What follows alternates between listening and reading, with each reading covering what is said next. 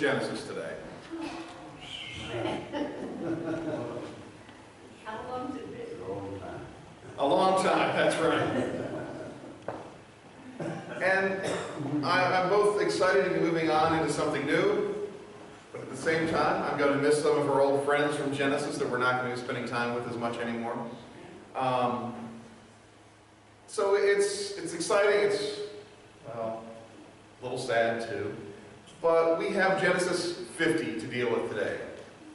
26 verses that we're going to move through fairly quickly. It's the conclusion.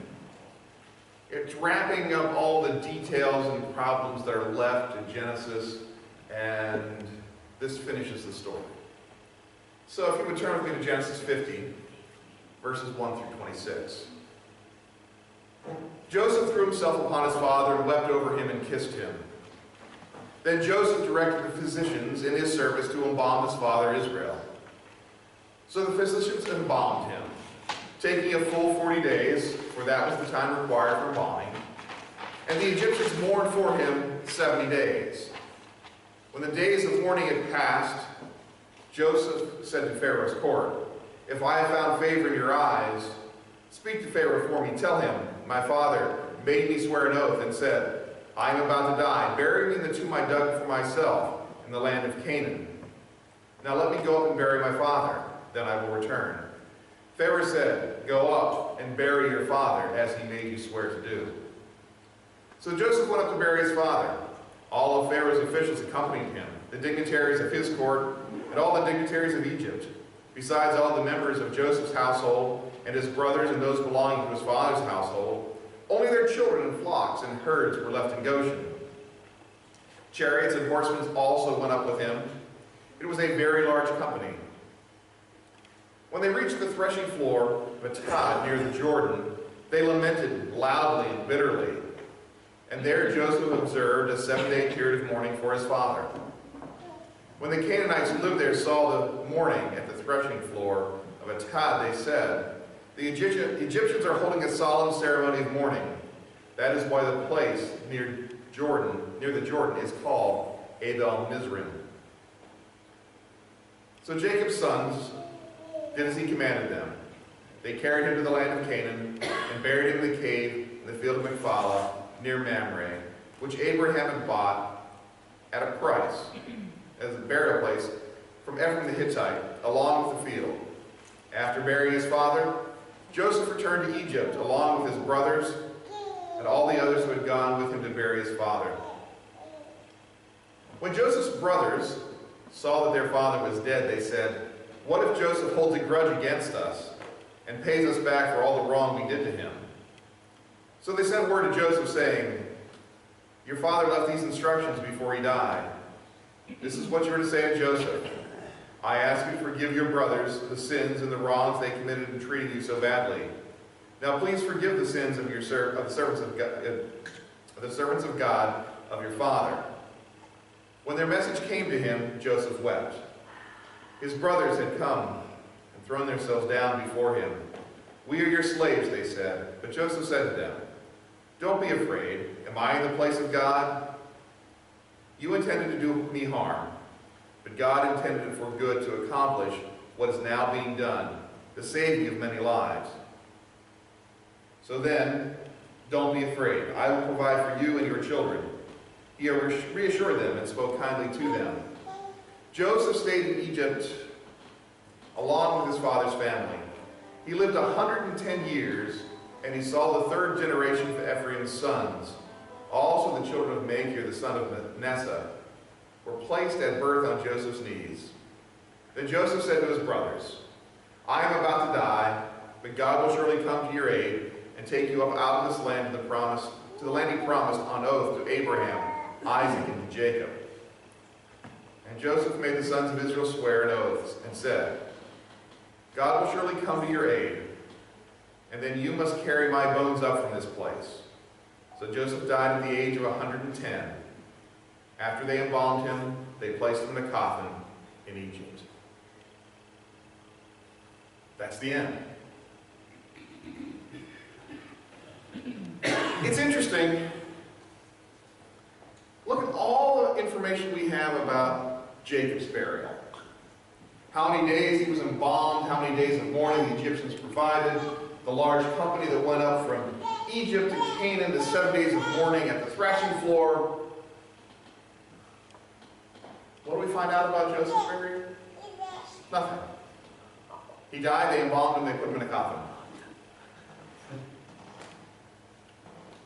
At a certain point, these stories about Joseph really aren't stories about Joseph. They're stories about Jacob. They just happen through the lens of Joseph. In fact, the most important character in Genesis really seems to be Jacob. Joseph is important, but not enough to get any mention of what his burial's about. No mention of the Egyptians mourning him. It's short, it's simple, almost too simple. Pray with me as we begin, please. Lord, as you teach us through looking at the Word, fill our hearts and minds with wonder and awe at the things you have done.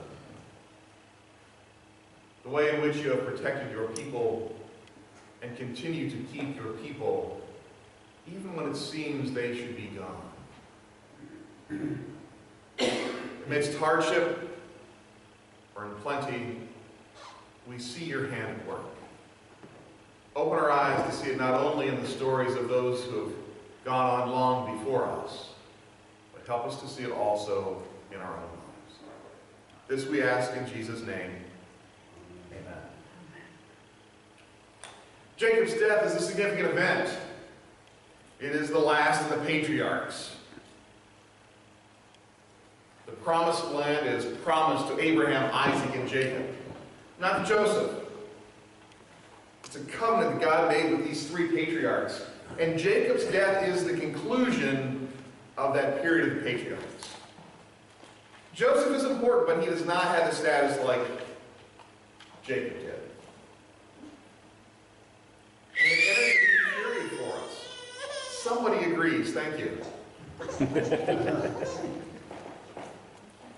We move into a period where God seems to be silent. We move into a period where, for hundreds of years, people live with questions of whether or not God still cares. I don't know about you, but some days we feel like that. Like the days of miracles and impressive things are finished and over. That God is done doing mighty deeds and we are simply living in the shadow of an age where incredible things took place. But there's more for us yet. Let's look at the text. Remember, Jacob has died. He's read his will. He's shared with his blessing with his sons. He's taken time to mark his legacy with his children and to say, these are the things that you will be about as you go forward.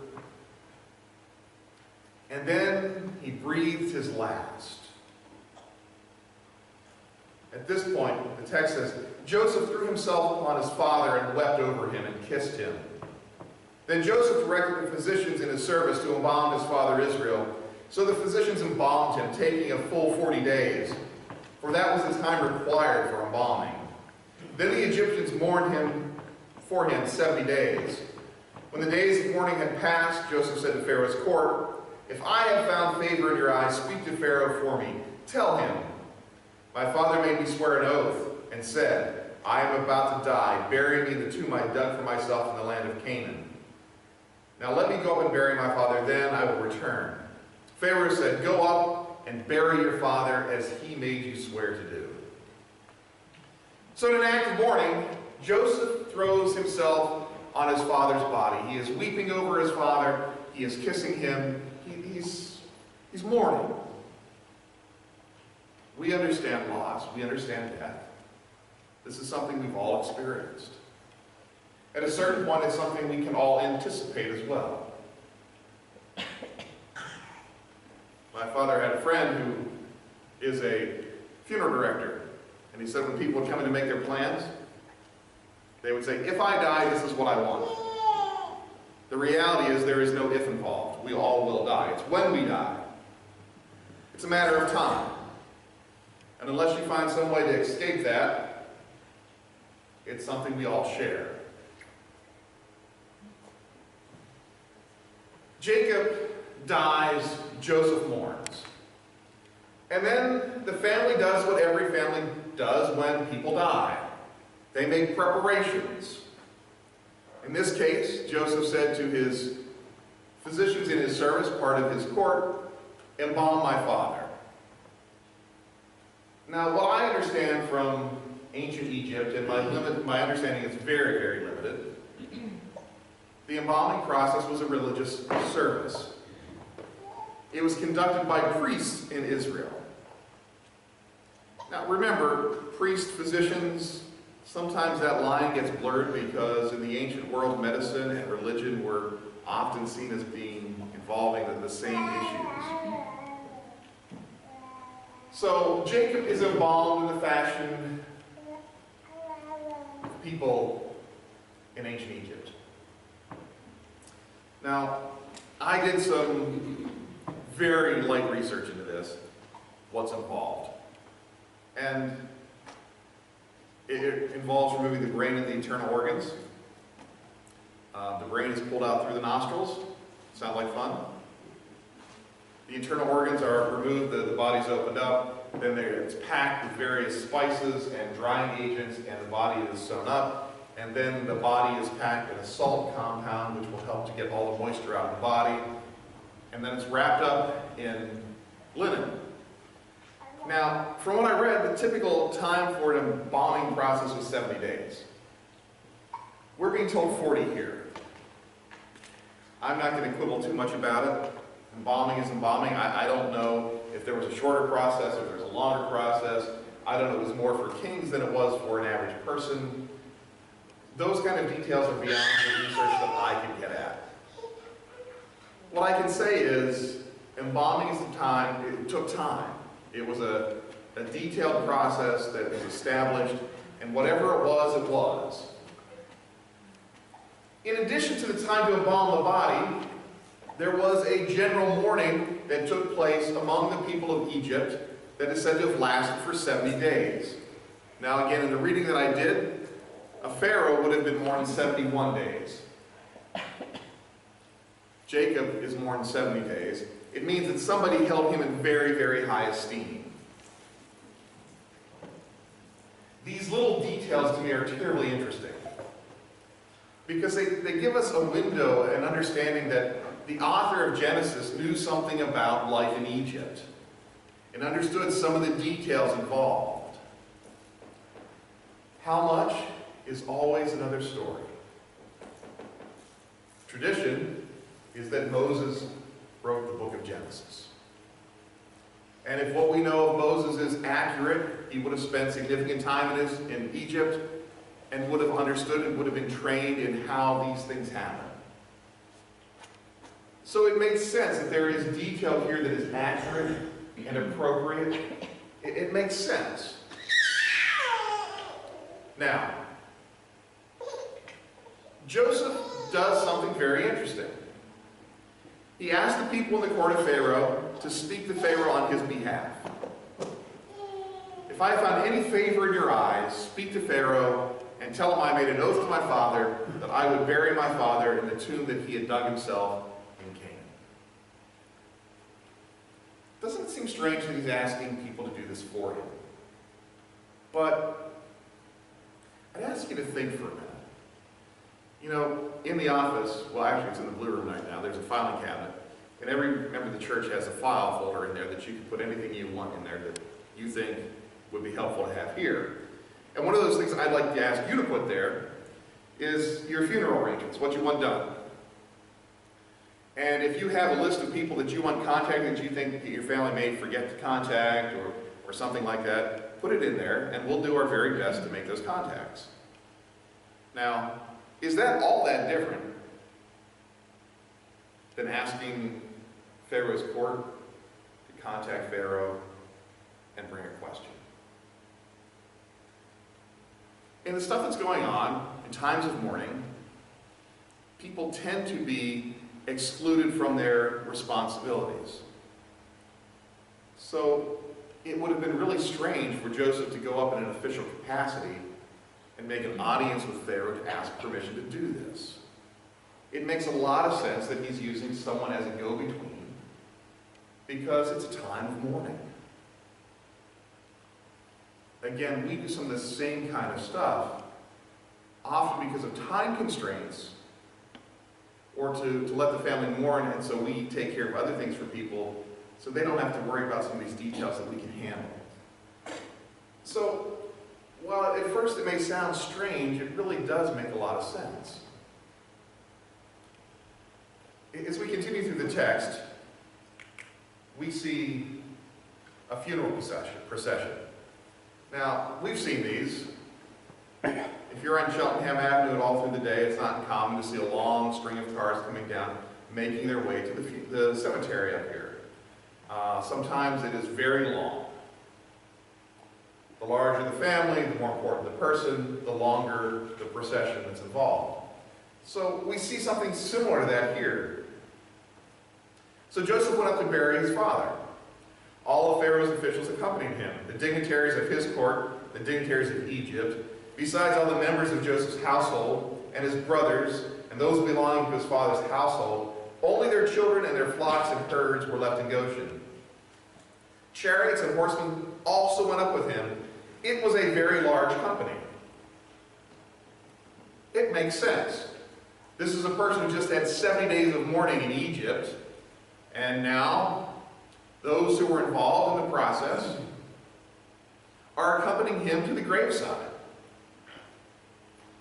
Again, don't we do the same kind of thing? We follow the hearse as the body is taken to the cemetery, and we go to the burial. In this case, Joseph is accompanied by Pharaoh's officials, dignitaries from Joseph's court, dignitaries of Egypt, Joseph's household, his brothers, his father's household. The only part of the family that stayed in Egypt were children and their flocks and their herds. The family went up. And there was also an escort, a military escort, chariots and horsemen. If you've seen a funeral procession for a police officer or a firefighter, you find these kind of escorts as well. With important dignitaries, this is very common. Now, the difference is they made a much longer trip. They went from Egypt to Canaan, not from the church to the graveyard. Okay? This involved days of travel. It's a big event. It tells us something of the place that Joseph and Jacob had in the life of the Egyptian people. They were important. Now, they get to the threshing floor of a town. This is a question. Where is it? Now, if you get Google out and say, okay, Google, where is it? You'll get some answers. None of them are going to be consistent. Depending on how you understand this, it could be somewhere close to the Nile or somewhere close to the Jordan. Most experts seem to think it's close to the Jordan, but here's the problem. If it's close to the Jordan, it's on the east side of the Jordan.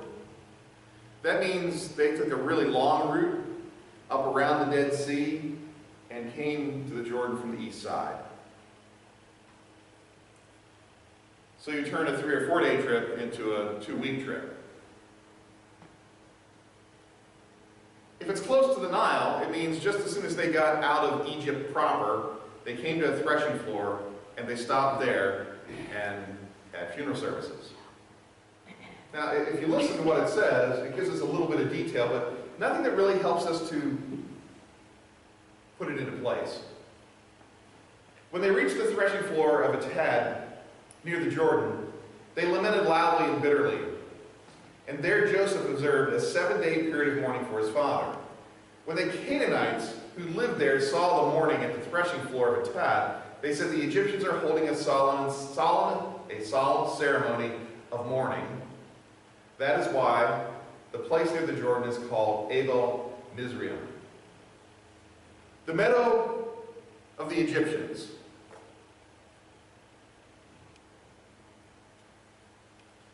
Strange name, especially for one way up in Canaan along the Jordan. Now the text in English says twice that we're talking about the Jordan, but when you start looking at some of the commentaries, you're going to find that there isn't a lot of clarity about what river we're talking about here. So it could be Canaan, or it could be closer to Egypt. And I don't know which it is. And to be honest with you, at a certain point, it really does not matter to me. Why? Because the importance is that there's another time, a 7-day period of mourning. In the ancient world, things stopped from mourning. There was an understanding that death was real, and it was potent, and it needed to be observed. When I was first in ministry, it seems like 100 years ago now, the average funeral service included at least 2 nights of visitation at the funeral home, and on the 3rd day, a funeral service, typically in the funeral home, and then burial at the graveside. When was the last time you went to a viewing 2 days before a funeral?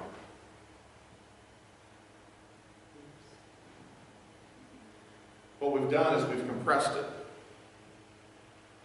Now the typical arrangement is viewing at the church or in the funeral home just before the ceremony.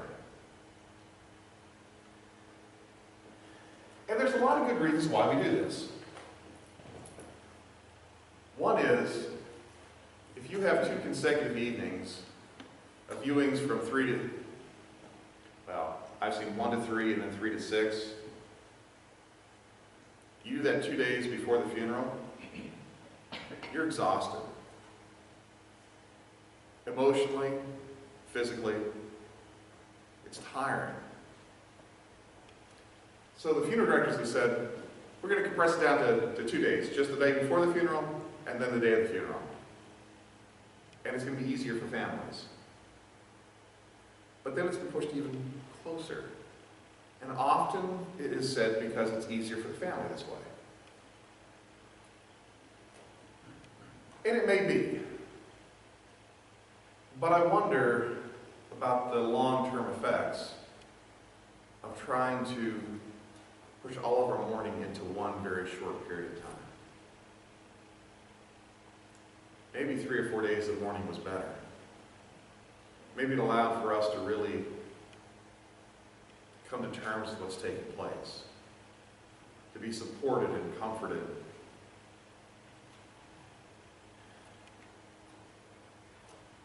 Here, we've done 70 days of mourning, 70 days of mourning, followed by a procession that stops in Canaan or somewhere out of Egypt for an additional 7 days of mourning.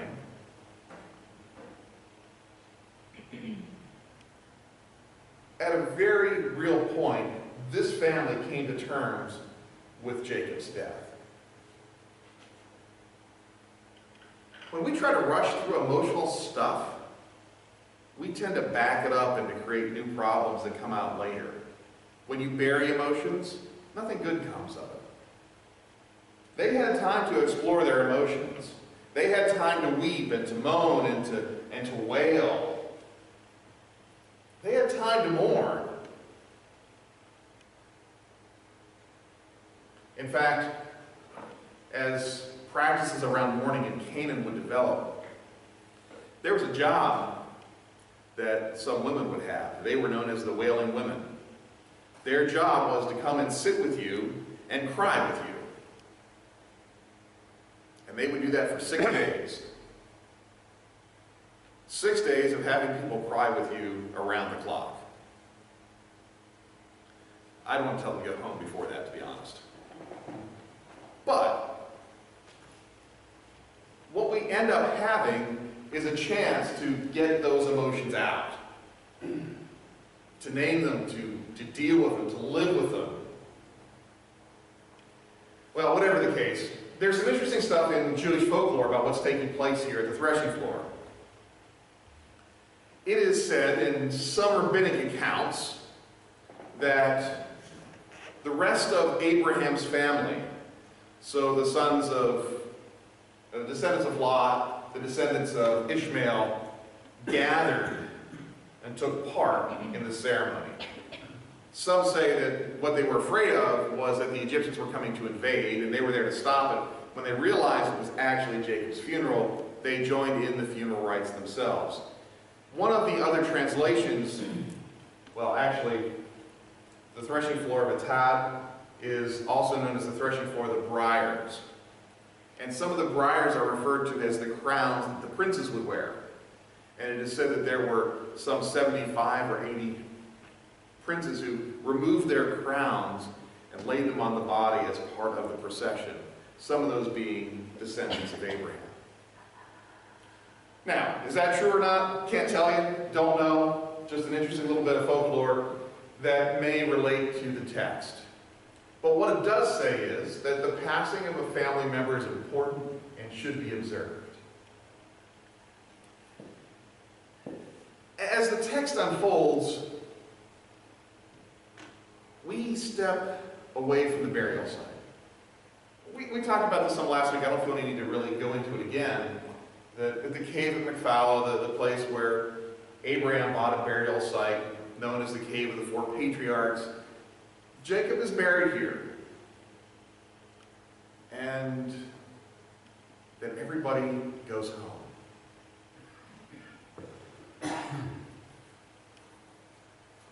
Now, I can't tell you the number of times I've heard what happens after a funeral. A few days go past, and the siblings or the cousins start squabbling over who gets what. Anybody ever hear a story like that?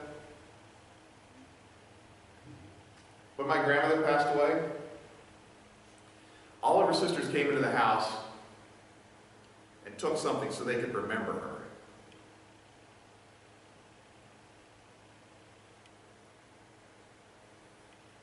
We only found out about it long after. There were things that were always around the house that were missing, items that were always out and about in the house, and we found out that the sisters came in when no one was there and took something so they could remember my grandmother. Little things sometimes, big things others. These sort of things happen after people die. You got to deal with the stuff that's left over. In this case, what's left over is that Jacob's gone and he can't protect the other brothers from Joseph anymore. And they're afraid. Listen to what the text says. When Joseph's brothers saw that their father was dead, they said, "What if Joseph holds a grudge against us and pays us back for all the wrongs we did to him?" So they sent word to Joseph saying, "Your father left these instructions before he died. This is what you're to say to Joseph. I ask you to forgive your brothers the sins and wrongs they committed in treating you so badly. Now please forgive the sins of the servants of the God of your father." When their message came to him, Joseph wept. His brothers then came and threw themselves before him. "We are your slaves," they said. But Joseph said to them, "Don't be afraid. Am I in the place of God? You intended to do harm, but God intended it for good to accomplish what is now being done, the saving of many lives. So then, don't be afraid. I will provide for you and your children." He reassured them and spoke kindly to them. So the dust is settled, Jacob's dead, they're back from the funeral, and their first question is, Joseph still mad at us? Now, it may seem like a strange thing to ask at this point, but in reality it makes a lot of sense. Remember how Joseph treated them? First, he didn't tell them who he was, he didn't jump through all kinds of hoops, made veiled threats, promised not to give them food if they didn't do exactly what he said when he said it. And then only after a long period of time does he actually say who he is.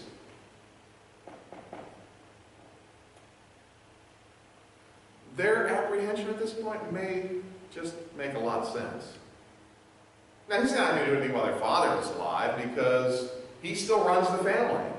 And Joseph, as a good son, will be obedient to what his father says to do.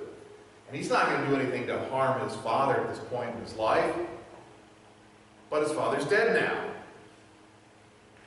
And the boys are saying, what do we do? So, in good deceptive fashion, well, Jacob was a good deceiver, right? In good family tradition, they create a story. Father said we're supposed to tell you that he said to forgive us for all the bad stuff we did, and you're not to punish us anymore. At this, Joseph weeps. I think at this point, it's probably mentioned that he wept more than any other biblical character in Genesis. He must have been an emotional sort of guy. And, I'm not exactly sure why he's weeping here. It's because his brothers don't understand him well. You gotta say, he kind of muddied the waters.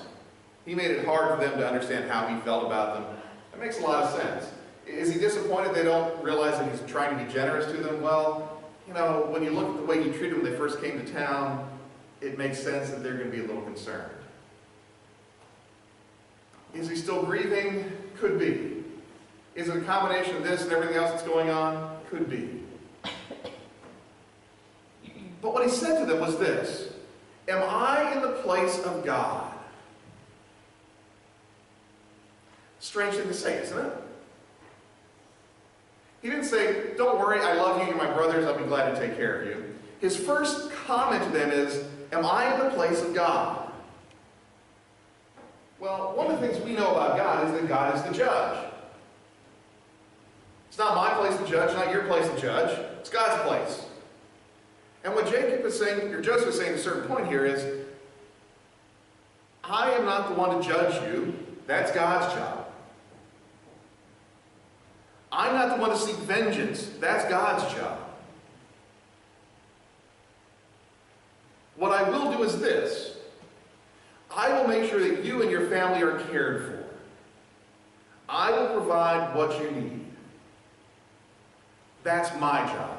Because those things that you did to me, I know that initially you intended them for my harm, but God intended to do something different with them, and as a result, we are now saving lives, and many people have been spared. Just because you intended to do me harm that I probably really deserved, God used that to accomplish something much better. I can't help but think of the book of Romans. Paul writes that for believers, for those who love God, all things work together for good. While we may not see it working in the midst of the troubles and the difficulties, the pain, the anguish, because I'm sure when Joseph was first thrown in prison, he did not feel like God is working some bigger plan here. His first thought wasn't, yeah, I'm in jail and God's going to make this good. I'm sure he was a bit disappointed. I'm sure he was a little angry. I'm sure he wanted to get out. But God worked that situation into a blessing that saved the lives of Egyptians, of Canaanites, of Joseph's very own family. Joseph didn't know what was going on then. So when the storm is raging and when life is miserable and everything is difficult and you can't see the way through it, remember, it's still God who's guiding these events. And just because we can't see the way through doesn't mean there is no way through. It simply means it's beyond our field of vision right now. And we may not understand it today, we may not understand it tomorrow. It may be years until we begin to understand what God is doing. But just like Joseph, God will see us through the storm as well.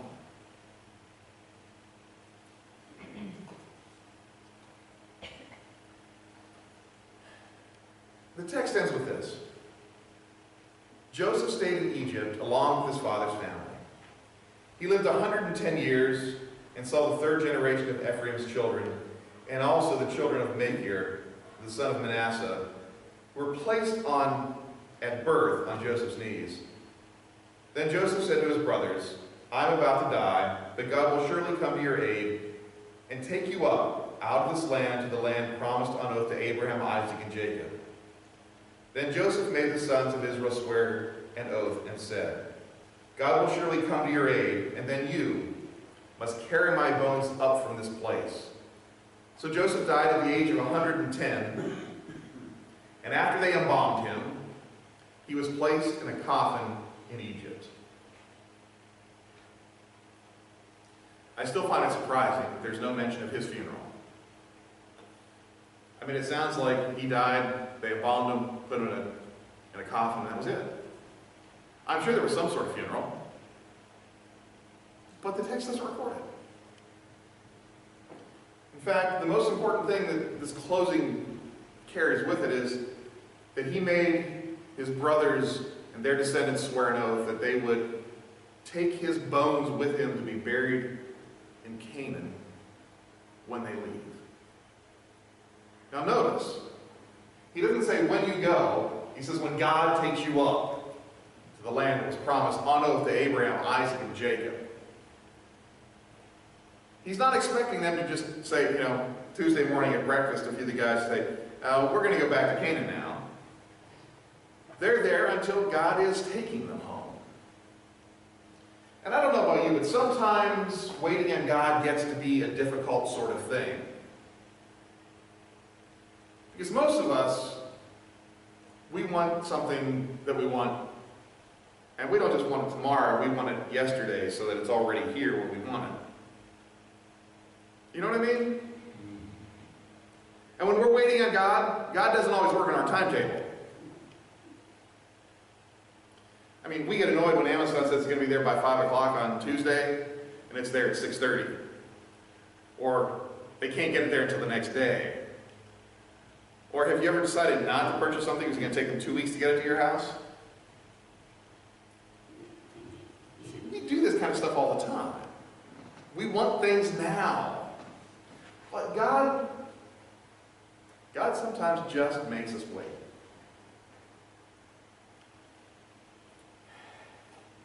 And Israel's descendants will do just that. They will wait.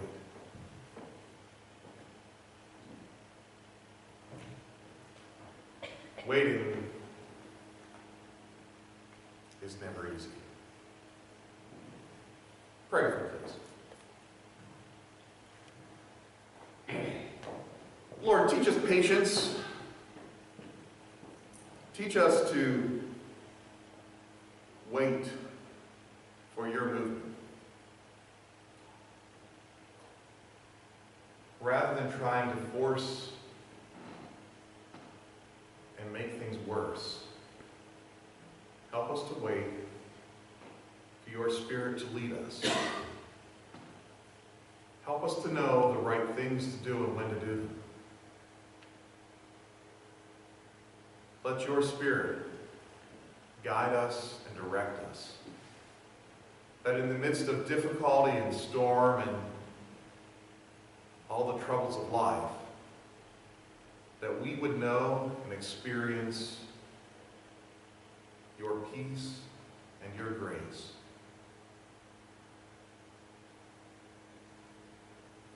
We ask these things now in Jesus' name.